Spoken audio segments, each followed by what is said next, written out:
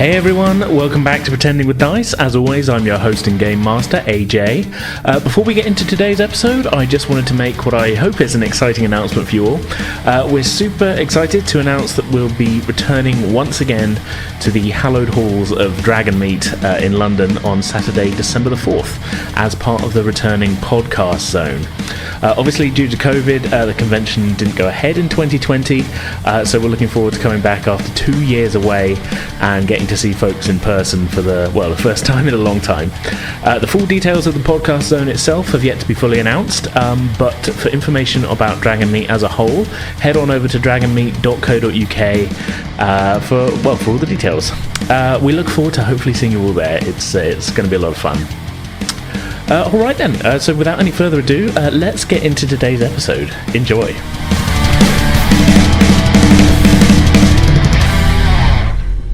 Previously on Frontier. Basically, sir, Stellar Cartography Department, they want to run some more in-depth calibrations on the new sensor upgrades. They have proposed a diversion to the Zhukir system. Of interest, though, sir, is the second planet in the system, and they tell me that the Aurora should cover almost the whole planet, sir. I'm inclined to agree. So I'd imagine she'd be doing some scans of the planet. Lieutenant Commander Ray, am I seeing this right? But does that look like a titanium signature? Yeah, it checks out. That's a curious signature for an uninhabited planet. Well, what have we got? What's going on? Captain, we've found some interesting readings. This system is meant to be uninhabited, isn't it, Commander Ray? Yes, sir. No intelligent life on any of the planets in this system, according to previous reports. Either our sensors are malfunctioning, or the reports were wrong. Or perhaps someone's crash-landed. Well, if somebody's crashed down there, we ought to find out. I probably would recommend only a short away mission, sir. We don't want to endanger our people any more than we have to. You've got my blessing with that. Put together a team, and if we can figure out the transporter side of things, we'll get you down there. Aye, sir. Energize.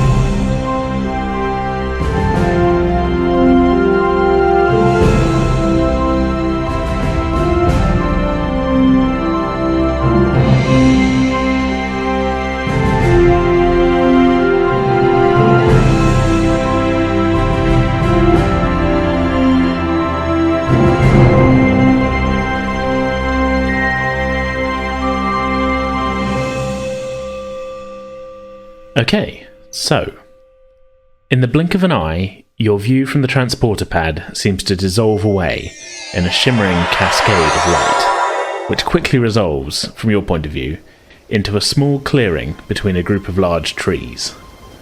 You just have time to register your wider surroundings as being in what seems to be a shady, fairly densely grown forest, the edge of which you can't immediately see, and just about find your footing on this new alien world, when all of you are buffeted by a series of strong gusts of wind.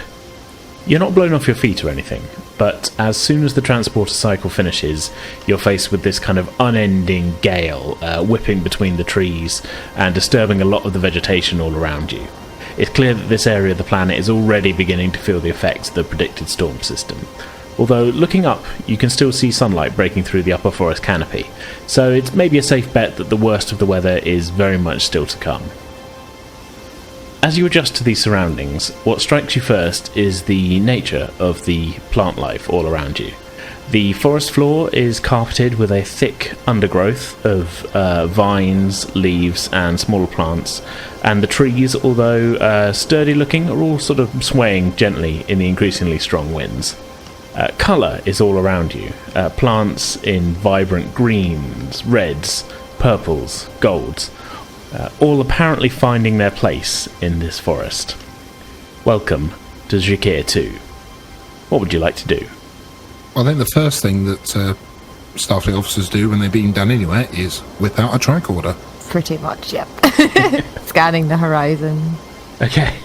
What are you, with your tricorder, what are you scanning for exactly?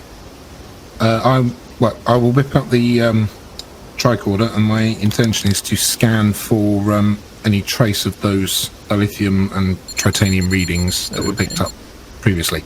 Sure. Can you do a reason science check for me then? Difficulty 2. Okay, so that's 2d20. Yep.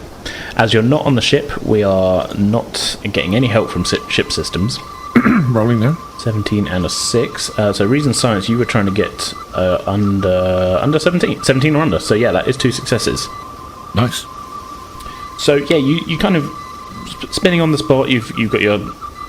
I believe you said you picked up a specialist scientific tricorder when you were gearing up, and sort of scanning around. It takes it still takes a little while before the traces come up, and the tricorder tells you that you're still picking up those readings roughly 5 miles to the just about northeast, and they're all in that same direction, at about the same distance. Okay. So you have a little bit of a trek ahead of you, if you'll pardon the pun. that was unintentional. No, it's all good. Yeah. So what direction did you say that was going in? 5 miles in the northeast direction. It seems like the transporter chief did their best at getting you close down here, but with all the interference and that, this is probably the best they could do. Tricorder readings are coming through. Looks like about 5 miles that way. So we're going to have to make the rest of the journey on foot by the look of it. Alright, I hope you all bought your walking boots. Aye, sir. It was a figure of speech. In her head, she's like, it was a figure of speech, but never mind. Just imagine Johnny checking his boots. Like, Aurora just smiles at the rest of them. I would like to also do a tricorder check to see if what life signs are in our vicinity. Sure. And possible direction towards where we're supposed to go. Okay. Can I get a reason science check from you on this one? I guess that this is a bit more of a general scan, so this would be a difficulty 1. So 2d20, reason science, trying to get under 12 here. 20 and a 9. So you got your 1 success, but you also got a complication. So if I have a complication, I can either make things hard for you now, as in something goes wrong as a result of this roll, or I can bank 2 threat. I think I'm going to bank the 2 threat for now, because you did get the 1 success. So your scan is successful. I did say it was difficulty 1, but you got that complication on top, so I'm going to bank that threat for later. Okay. Keep a note of that. Okay, alright, so here's what your scan picks up then. So as you're sort of moving around with your tricorder, you're getting life form readings basically all around you. Various different sizes and things. You're sort of like you're standing almost like in a sort of Borneo style kind of rainforest, going like, I wonder if there's any animals near me, sort of thing. Can I tell from the readings the threat level? Not really, no. Okay. I mean, you're definitely picking up ones of various sizes, but without sort of getting a look at an animal, you're not going to know what it's. Yeah, you're not picking really up a lot of technology near you or anything. It's literally just like there's a lot of life form readings, but yeah, if this is a sort of close range scan, you're not detecting any kind of processed metals or anything in the immediate vicinity. But yeah, as I say, variety of different animals or different life form sizes and that. I mean, the plants are obvious, but you're sort of getting movement all around you. Really, the range of the tricorder sort of, you can vary it and that, but yeah, a lot of stuff here. Yeah. Okay. At this point, just about audible over the growing winds, Murphy, your comm badge pips. Collins to Murphy, come in. It's definitely sounding way more distorted than you used to, but you can still make out the captain's words. Murphy here. Just checking you all made it to the ground, Commander. What's the situation down there? So far, so good, sir. We seem to have landed in the forest here, 5 miles from where we found the dilithium signature. Planning to head that direction, Captain. Okay, check in every hour, but let us know if there's any developments. Will do, sir. Collins out. the signal is definitely being distorted by interference in the atmosphere. I mean, it's not the same usual kind of clear comm signal that you're used to when you make calls on board the ship. That's a bit of point of concern for Murphy, because if they can't hail the ship doesn't know what's going on, and that could spell trouble. She's going to look about and... Right, Commander Ray. Yeah. Isn't that storm heading out this direction? Well, unless my eyes are deceiving me, those cloud formations would suggest that. Then I think we should probably make our way towards the signature. And if the weather does turn, find somewhere just in case. I don't particularly want to be caught out. I don't think any of us do, Commander. Everybody ready to go? Aye, sir. Aye. Let's head out then. So, as you set off then in the direction of the readings, the tree cover around you is fairly thick, but you can still snatch glimpses of the sort of churning skies above you.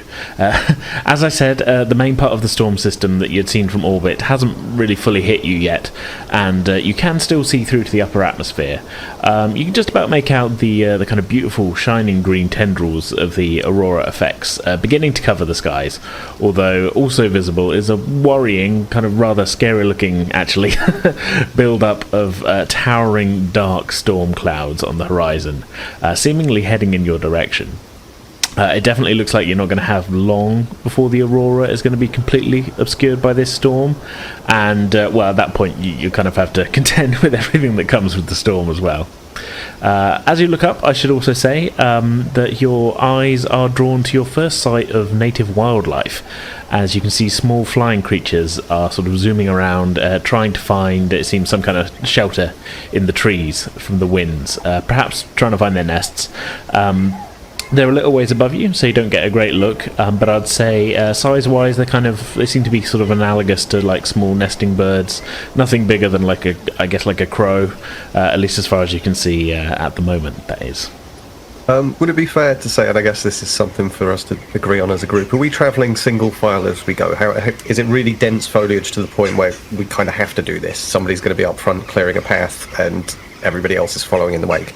I'll leave it to you how you want to move through. The foliage is fairly dense, but it's it's kind of patchy in certain places. So and the trees, there's enough of a gap mostly that you wouldn't have to be single file the whole way if you didn't want to. But there's it's a forest. And it's sort of rainforest style. So there is a lot of undergrowth. There is a lot of kind of lower level plants as well as the higher trees and that. So you are going to sort of it's not a walk. There's not a path basically. What I'm saying. I think Murphy would probably then just suggest that they just go in pairs. Yeah. Yeah, and just a pair in front and a pair behind. Probably Murphy up front with Conhort behind her, with whoever wants to be. So one security person in each pair, sort of thing. Yeah. Makes sense. I'll leave all that to you. Who's going with who? Who's with Johnny? I ain't drawing the short straw. I'll go second. Okay, so we've got Murphy and Ray up front then, and Connor and Dr. Aurora behind. Yeah. Okay. How spaced out are you? I think we stay pretty close. Yeah. I think we'd all be within earshot of each other. It's got to be the kind of formation where like it could be a four-way conversation, but it can go into the individuals, I suppose. If it needs to. Yeah, definitely. Okay.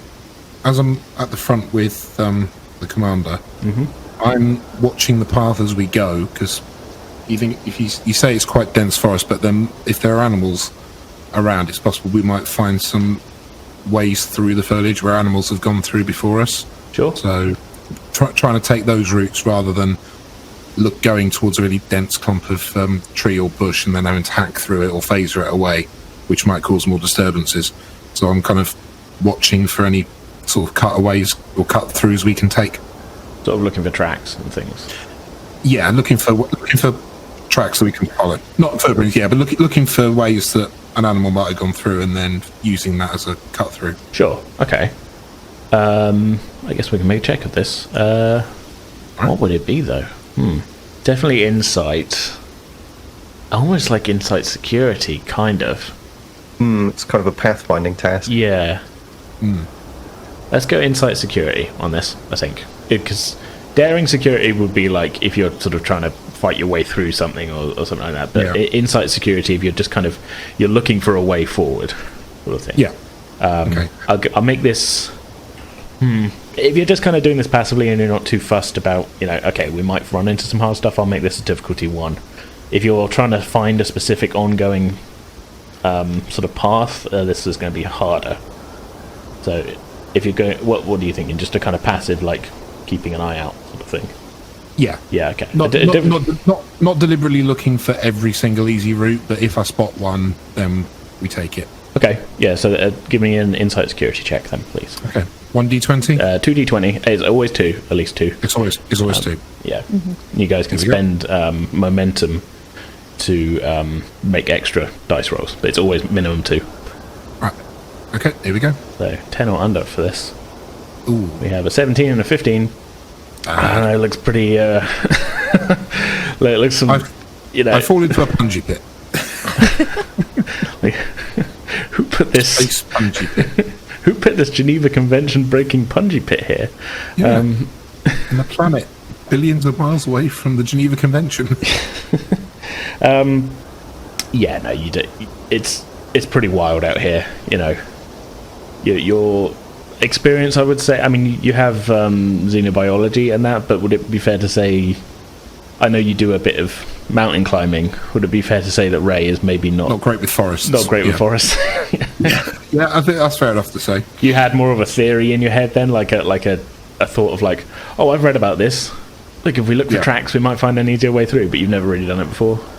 No. Yeah. So I've tried to wing it, and I failed miserably. Fair enough. Yeah. No, it's pretty tough going up ahead. I've got images of coming out of the forest at the other end at the location we're going for, and there's just going to be thorns sticking out of my uniform in every possible place. like a twig in your hair and... space brambles and, the odd space caterpillar crawling up your sleeve. Yeah. Just put space in front of everything. Yeah.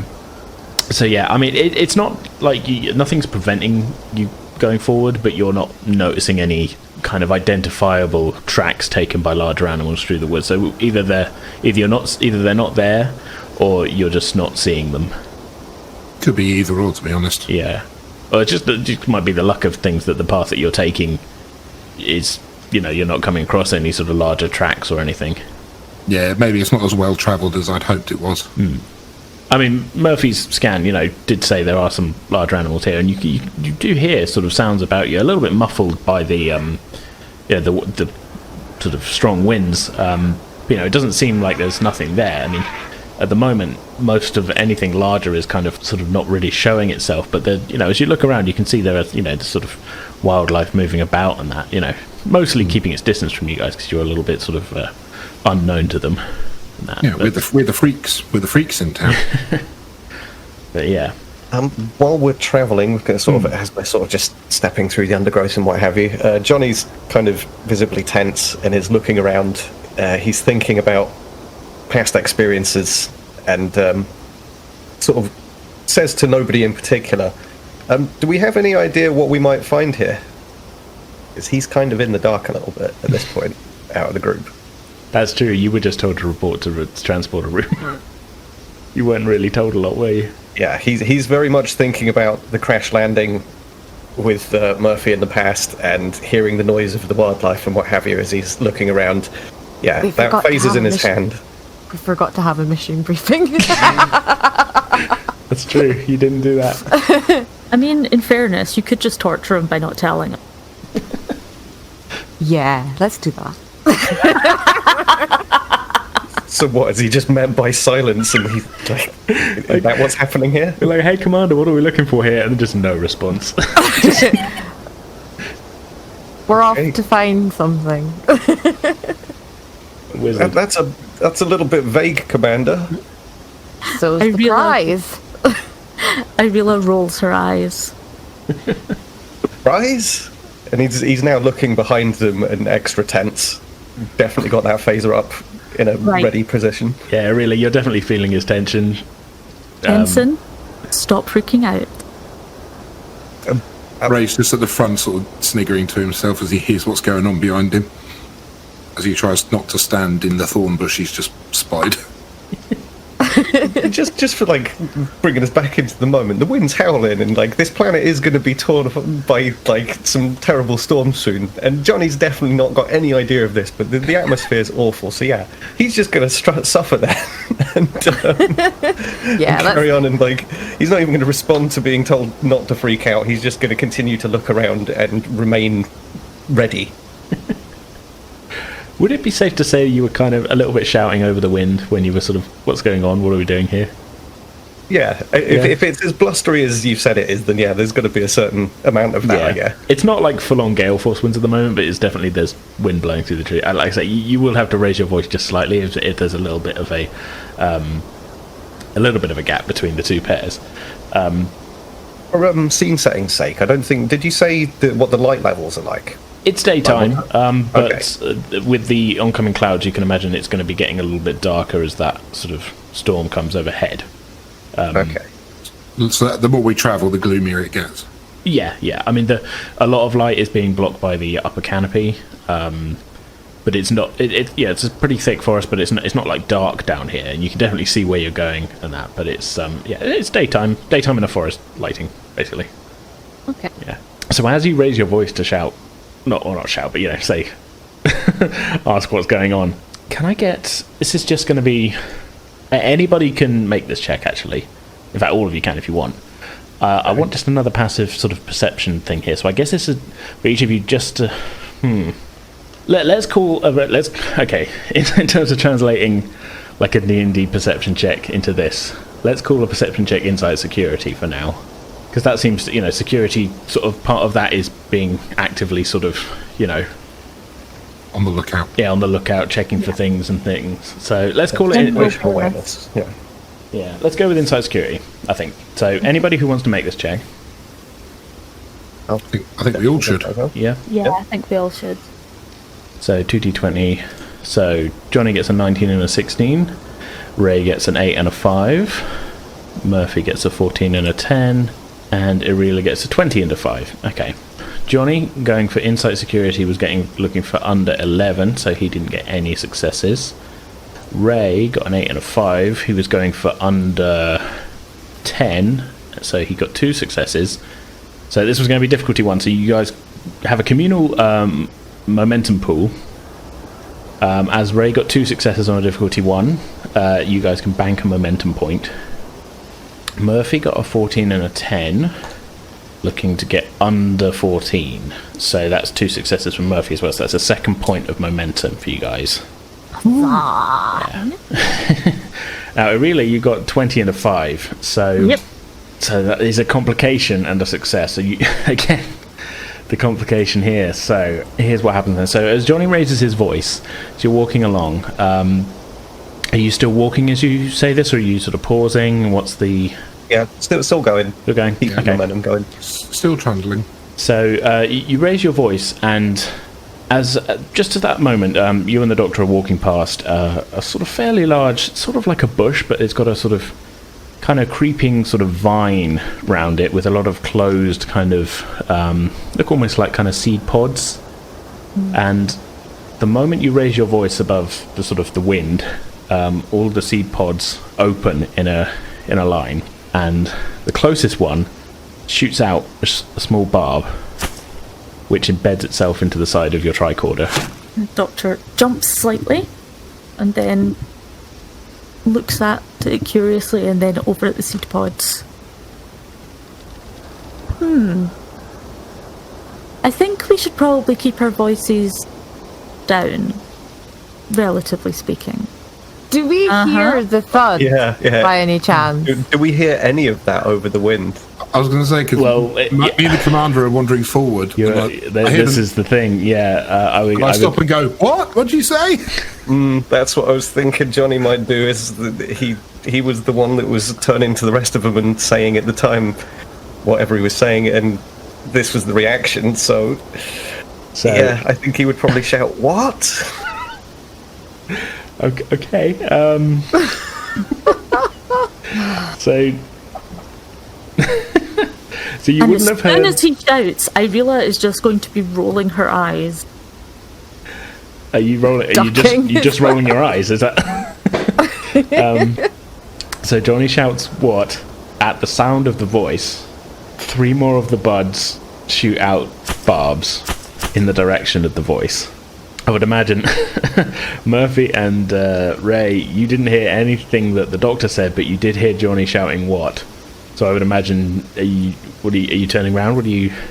Yeah, I'll Yeah? glance over. So turn we round. can roll this into your perception check. If this is all happening as one sort of moment, as the two of you got, you hear Johnny shouting in time to see 3 barbs shooting out at the sound of his voice. Now then, I'm going to need, because the doctor and Johnny are kind of stood sort of next to each other, I think I'm going to need to figure out what a dodge roll will be. I guess, okay, so this is going to be fitness security checks from both of you to see if you can react in time to dodge.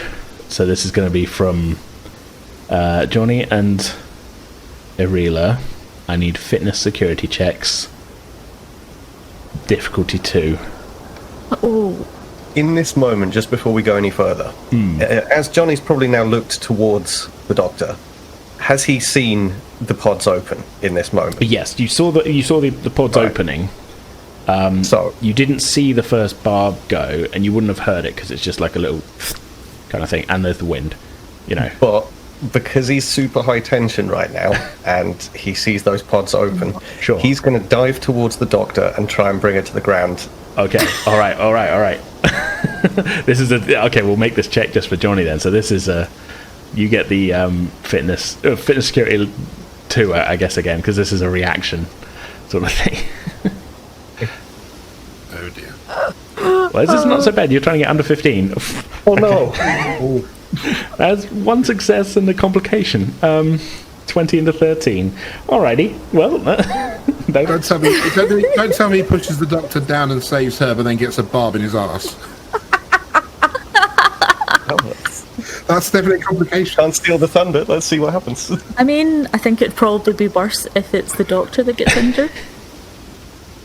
Yeah, I think it would. I think it'd be worse for Johnny if the doctor got injured. Johnny, you managed to knock the doctor sort of out of the way, and 2 of the barbs miss. One of them pokes you in your left arm. They're not huge barbs, they're a couple of inches long, but it's enough to pierce through your uniform and sort of stick in your arm like like a sort of thorn kind of thing. Not amazingly painful. Okay. So no immediate agony or anything. No immediate. Right. Apparently. Well, he's going to grab it and rip it straight out then. Okay. Commander Irila looks round, looks at the 2 lieutenant commanders, and motions for them to stay quiet. Johnny kind of eyes wide. Sort of, yeah, he stares at her and nods intensely, and then turns towards the doctor to see if she's alright. Is she alright? Irila, quickly checks over, and I seem to be fine, she says quietly. Johnny kind of nods and gets up and looks at his arm. And I suppose kind of when we leans in close and says, could you scan my arm? I got stuck by one of those things. Irila just gives him a look of course you did. Of course. It does seem like the kind of thing that happens to him. Johnny's just dying inside right now. He's getting up on his feet, he's brushing himself off. And yeah. Murphy's just looking, going, what is going on? Okay. Johnny's if there's a way of doing this on the move, then there's kind of he's got a sense of stepping forwards as the doctor's trying to start work. Whether this is viable or not, you'll have to tell me, doctor. Sure. Yeah. No. You could do a walk and scan, I guess. Yeah, yep, we can do that. That's fine. Yeah. Okay. I guess this will be a difficulty 1, reason medicine. So you're trying to get under 15, 16 and 13. Okay. So yeah, let's do difficulty 1. Yeah, 1 success. You're not detecting any terrible poisons or anything. Johnny, your arm is feeling a little around the spot where you were sort of hit. So it's feeling a little numb. Not fully sort of local anaesthetic, but it's just a little bit kind of numb. But as you're sort of walking, the feeling does come back. But yeah, Doctor, you're not sort of detecting any kind of major irregularities in the system or anything around the actual thing. I mean, you're picking up some unknown compounds, but that's to be sort of expected on a brand new planet kind of thing. Yeah. But yeah, Johnny, you personally are feeling that arm bit is feeling slightly numb around the area that you were hit. Okay. Whether you want to relate this to the Doctor or not, I will leave up to you. But he's kind of like clenching his hand and flexing and trying to like get the feeling back into it, like pins and needles. And he's got an expectant look in his face as the Doctor's scanning. It doesn't appear anything life-threatening, I would say. Could you read that in her face? Is that fair to say, Irina? I don't know. How good is he at facial expressions? Well, it feels like Irina's pretty... She's got a good poker face, maybe?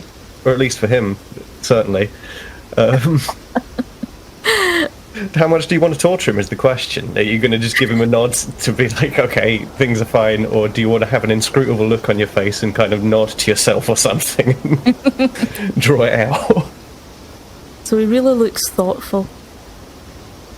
How does it feel? I can't feel very much, to be honest. It feels kind of numb. We're leading in pretty close for this conversation, obviously. Well, I can't detect anything harmful, so you should be fine. But if it changes, you need to tell me, right? Of course. Okay, right. I guess we'll just keep going. And he sort of separates and moves away from her and tries to look professional. He really follows behind, trying to not smirk too much. So yeah, as I say, I mean, the feeling comes back after a couple of minutes. It seems like whatever was causing the numbing it was quite a mild thing. You were hit by one small kind of thorn dart type thing. It doesn't appear to be kind of a life-threatening sort of thing, but you can't help but think if you'd have been hit by, you got lucky there, maybe. Oh yeah, Johnny's definitely got that on his mind and is now very wary about everything, all the more so. Either that or the dosage, but I mean, the amount of numbing thing in the thorn was maybe not would have been more effective on a small animal. Yeah, but Johnny's a human dude. Was Ray and Murphy in? Had we moved away enough to be able to talk at normal levels, or were they still whispering? You wouldn't have been able to hear, I guess, the Doctor and Johnny talking, but you heard him shout, turn around and see him get stuck in the arm as he pushed the Doctor out of the way, and the Doctor kind of say, like, let's keep our voices down. But at that point, I guess you guys are sort of a little bit separated, aren't you? Not a huge amount, though, but sort of, yeah. Okay. They've started. We're standing on the spot waiting for them to catch up with us to find out what's happened. Yeah, that's what I was thinking. What happened, Ensign? He kind of sees the mouth move and moves closer and goes, "Sorry, sir, what was that?" I said, "What happened? Are you okay?" I was trying to ask everybody what we were doing because nobody's told me, and he's looking kind of sheepish. And then I shouted, and it seems that some of the native wildlife reacts badly to loud noises. It was quite aggressive, and, well, you saw what happened. My arm's kind of numb, but I think I'm going to be alright. Well, you know what they say, no sense, no feeling. Sir? Just kidding, Ensign. A bit harsh. Murphy's trying not to grin. Murphy's trying so hard not to grin. Yeah. Just kidding, Ensign. No, I'm glad it wasn't anything more serious. But we'll take that advice on board. Let's keep the levels low in terms of volume as we go. Aye, sir. We're looking for the source of the dilithium and titanium signatures detected from orbit, Ensign. Basically, those readings shouldn't exist on a planet this far away from the Federation, and not in the form that we're detecting them in. So that's why we're down here. It could be a crashed ship. That's one theory, certainly. It's a possibility. That's what we're here to find out. And, Johnny kind of pulls himself up a little bit and thinking about the fact that he was on a crash ship and having a moment of like, oh, I could save somebody. Maybe this is a moment where I can redeem myself a little bit, in my own eyes at least. He just kind of looks a little bit more composed and sort of looks ahead and says, how far till we get there? We've got about a 5-mile trek ahead of us, Simpson. I feel like you would have heard the 5-mile call when you would. Well, yeah. But I was wondering if maybe we'd travelled a little distance before all this happened. Oh. But that was 10 meters. You took 3 steps and got shot in the arm. Like, fair enough. I didn't know if we were going to be travelling. There's a little bit of passage. I'd imagine you guys. I'd imagine you guys have been walking for a few minutes before this incident. Yeah. This wasn't like you can't still see the point where you beamed in. Kind of doing an "Are we there yet?" Yeah. Okay. I'm going to throw Johnny a bone here because he's been getting it from all directions recently. Ray just looks at him and says, "I saw what you did to protect the doctor over there, Ensign. Nice job." Thank you, sir. What any good security officer would do. Exactly. Flashes a look at the commander as he says that. Catch whether there was any sense of approval in that from what he said. Murphy just snorts and then just turns and walks on. Yeah, just try not to get yourself killed too quickly, Ensign. Aye, sir. Again, like. I feel like Ray knows like some of Murphy's like Dominion War experience, and is like, yeah, most of the people that work with her have died, kind of thing. And that's why. I think there'd be a bit of that because I think we served on the Tenzing together, and Johnny's the new guy. So yeah, I imagine that Ray and Murphy do talk a bit on ship about stuff that's gone on in the past. Yeah, Ray kind of knows some stories about Murphy, and Murphy's just like quietly just like glares whenever he tries to bring one up around him. Yeah, Don't reveal my secrets. my terrible secret that everyone who works for me dies. Yeah. It's a joke. Exactly. Well, not everyone, but I think actually, come to think of it, I think someone did die in her backstory for the for one of your life events kind of thing. Yeah, I actually do. But yeah. Wow, yeah. Hearing that, Johnny's like, his emotions are like a yo-yo. He was feeling a bit better, and now he's kind of feeling a bit more wary again. Just knocked him down again. Dropping a few steps back to sort of get back into formation the way that they were. See, that is one of the things about Ray, because he doesn't expect all of the crew to trust him, and it's because he says things like that. It's first impressions, and Johnny is definitely feeling his rank right now. That's for sure. Yeah. Hey, you built him up with a nice compliment about, saving the doctor, and then you immediately were like, hopefully you won't die very quickly. Like, it's... So the doctor probably won't have heard what was said, but they will definitely be aware of the change in Johnny's emotions. Yeah, I mean, with the emotional roller coaster that Johnny was on then, would you say it was like stressed, then relieved, and utter dread? Yeah, it sort of built determined, up of I think might be fair to say. Determined for a moment, and then that was sort of diminished. Yeah. Have we got a ship's counsellor on the thing? We do, yeah. Right, you better book an appointment. As Johnny falls back, the doctor puts her hand on his arm and goes, "Thank you. And don't take it too much to heart. You'll be fine." Thank you, Doctor. I'll be careful from now on. He kind of nods and separates out again, and we're back to marching forwards. Okay. If you want to be leading the way, then you've got a sort of general direction. I would imagine Ray referring to the tricorder every once in a while. Would that be safe to say? Make sure you're heading in the right direction. I need a difficulty 2 insight security check. But I just noticed you have survival in your focuses, so let's drop that to difficulty 1 because you know what you're doing. Basically.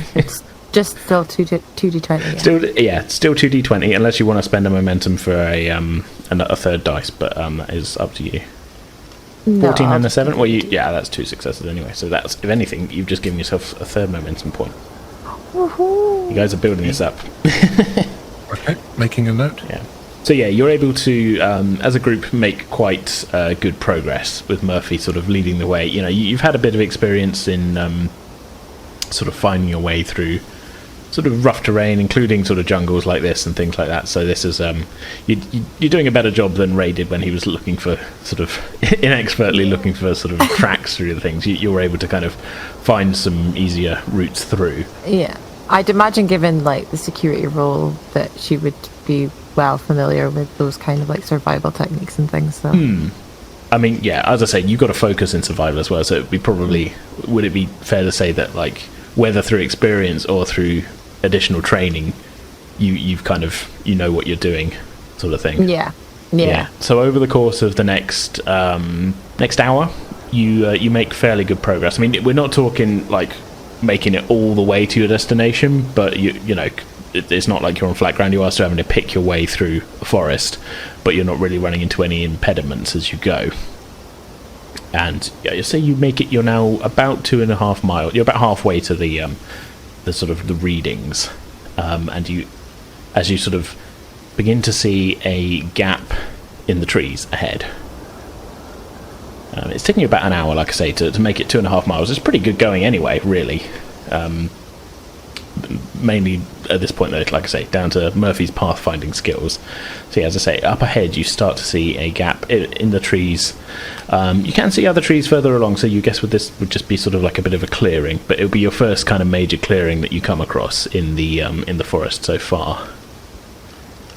I'm going to make a hand signal and slow the pace of our walking towards the edge of the clearing, but not venturing into the clearing, just to approach it quite cautiously. Okay. There's a clearing up ahead. Let's take it slow. Oh, one thing I should actually probably say as well, so throughout this hour's walk, you do see a lot more plants with these kind of seed pod buds like you saw open up, and it seems to be not limited to just one type of plant. That you didn't just happen to be next to the spine bush or whatever. Now you've seen them. It seems to be almost like a kind of, it's not as like ubiquitous as leaves, but a lot of plants seem to have these little kind of extra little seed pod type things on them. Some are kind of vines, the pod is literally just in a mass of vines or whatever. Sometimes the pod is coming out of the sort of side of a sort of leafy kind of bush plant or whatever. Certain trees have them. So large flowering plants have them in as a central sort of thing. These seem to be the largest of them that you've seen. It's almost like I don't want to say like a giant Venus flytrap, but I'm just trying to sort of give you a point of reference here. Triffid! Yeah, a little bit like a Triffid. But the central kind of feature is a closed seed pod type thing, kind of like the Jumanji flowers. That's a good point of reference. Oh, okay. But yes, anyway, so you've seen these seed pods on a variety of different plants as you've been walking through, including these much larger ones, which you've been... Now, it's the thing of, like, now you've seen what they do, you've been able to kind of, at least kind of give a bit more of a distance, but because you've seen what they do, you're able to, you're suddenly ultra aware that, well, these things are kind of everywhere, sort of thing. Can Ray initiate a slightly distanced tricorder scan of these? See if you can get any more information on them. Oh yeah, you can scan them. Yeah. Okay. So if I roll for a tricorder scan, This would be reason science check. 16 and 15. So you were aiming for under 17, so that's pretty good. So 2 successes. I forgot to say what what difficulty check.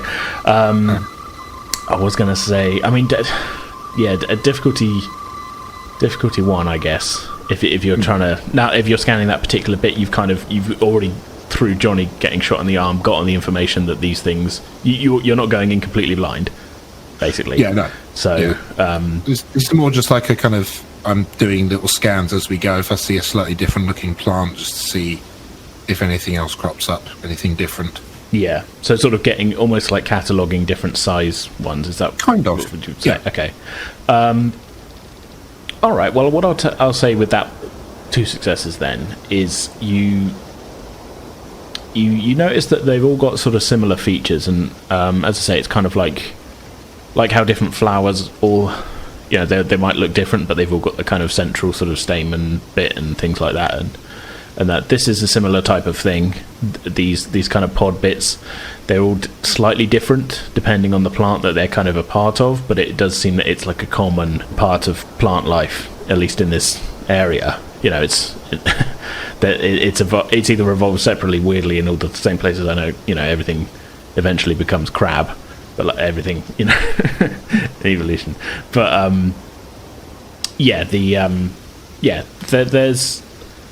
there's some similarities in all of them, but they have kind of visual differences, sort of, you know, as you're scanning. You know, like the smaller ones might be a little bit more twisted. The larger ones seem to be more like a giant kind of, like almost like a kind of opening flower type, you know, apparatus kind of thing.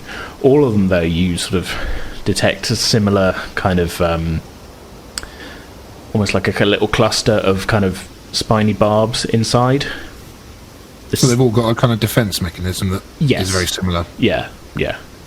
What this evolved in response to, you can't say, but this just seems to be a common feature. And they all, like I say, the tricorder's picking up as best as it can without you opening another one up.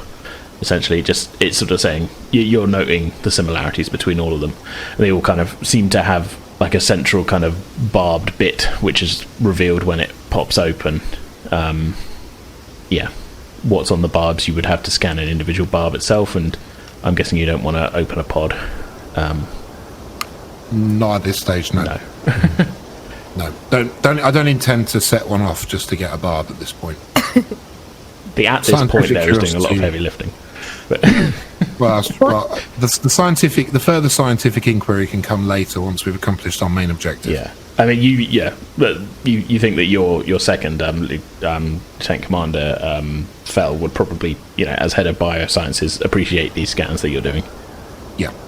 So yeah, you're getting a little sort of mini catalogue of like the features that are common to a lot of the plants in here. I mean, they are still plants. You know, they're not kind of looking at you or anything like that. No.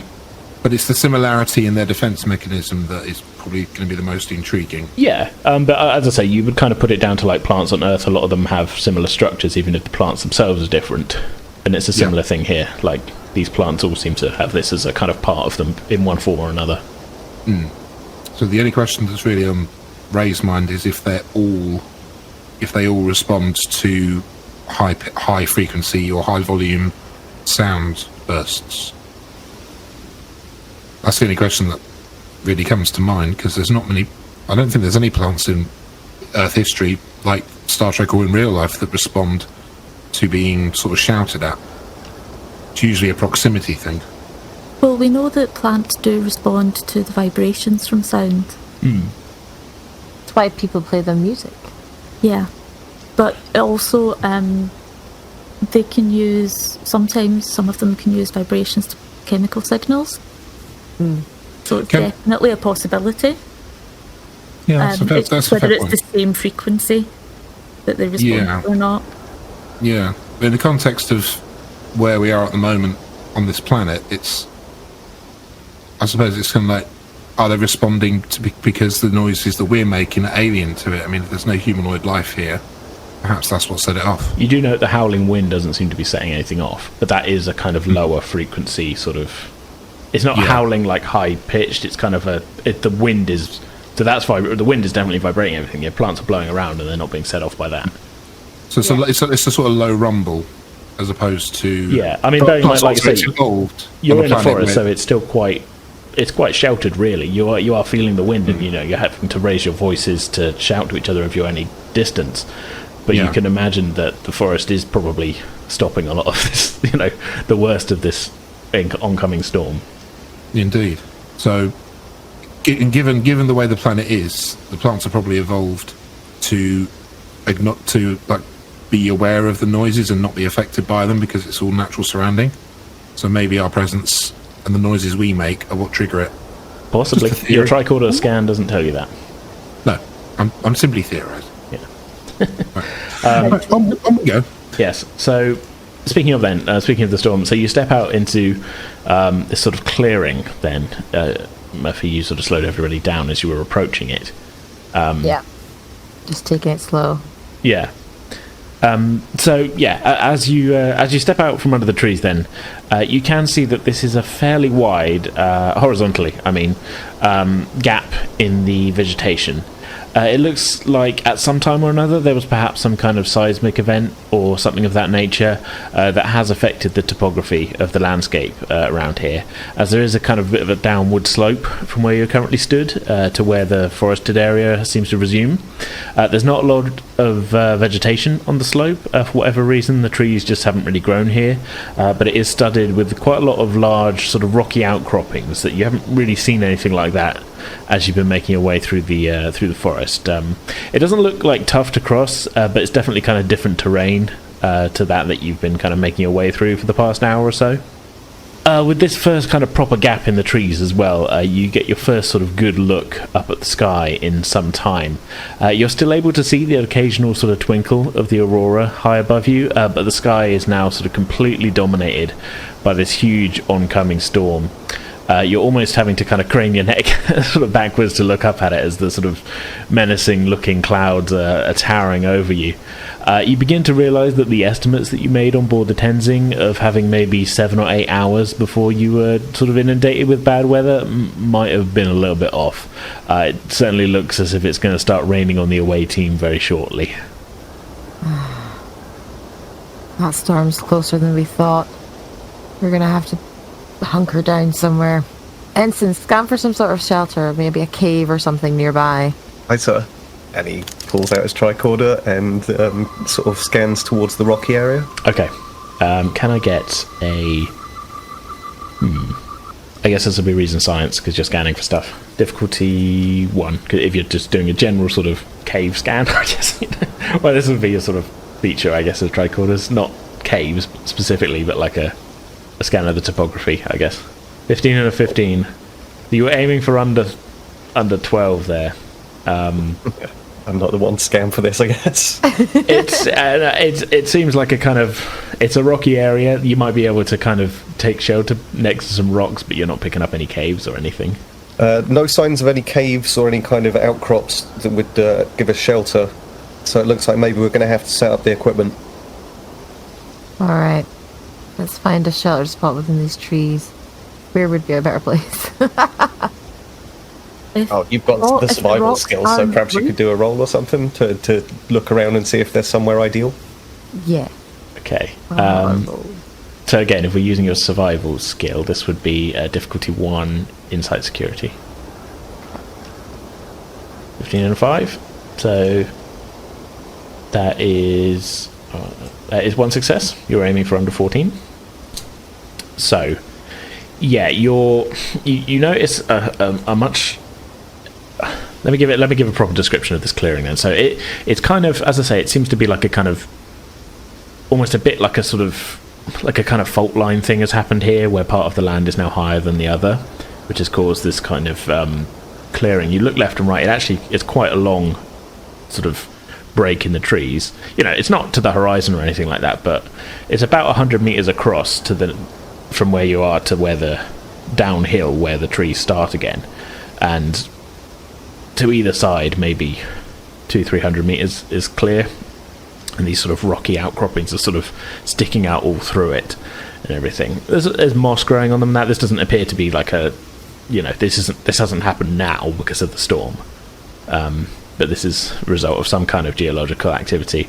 You kind of, if you're looking specifically for like somewhere that's going to be out of the rain better than the trees, or are you sort of looking for like a safe spot to set up a survival tent or something? What's the specific thing you're looking for here?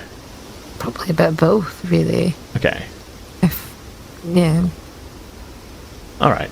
I mean, among the kind of rocks, I mean, it's all kind of a downhill slope, so there's probably not a great place to actually set up there.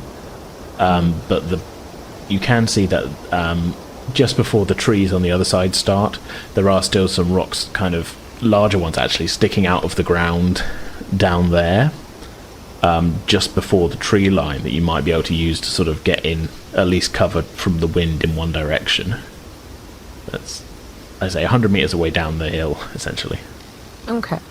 Then probably best to go with that one then. Mm-hmm. Right. There's a spot further down the hill.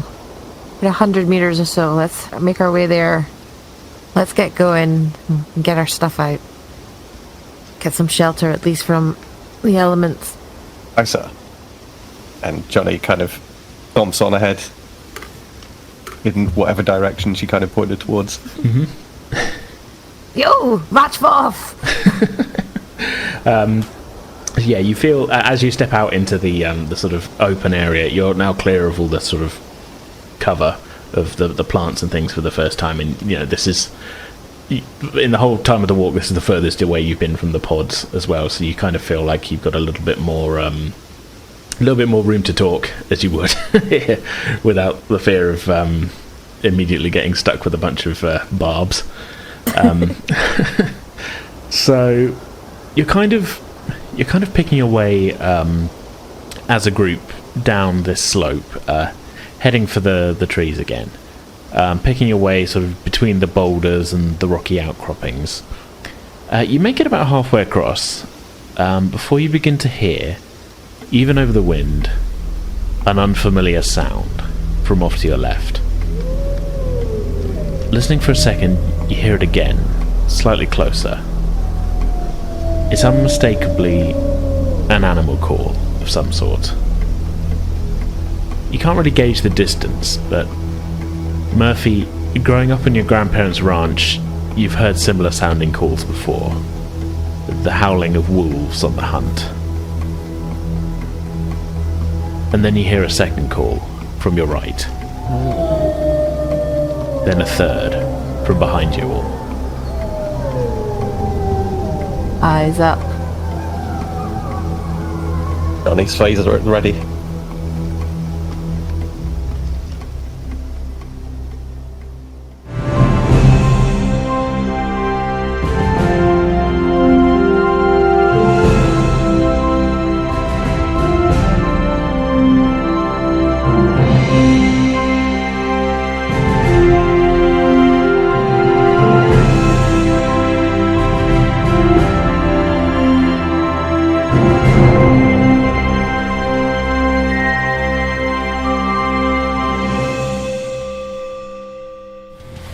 Alright, that's going to do it for this episode. We'll be back in 2 weeks' time with the continuation of this story on Thursday, November the 18th, and we hope you'll all join us for that.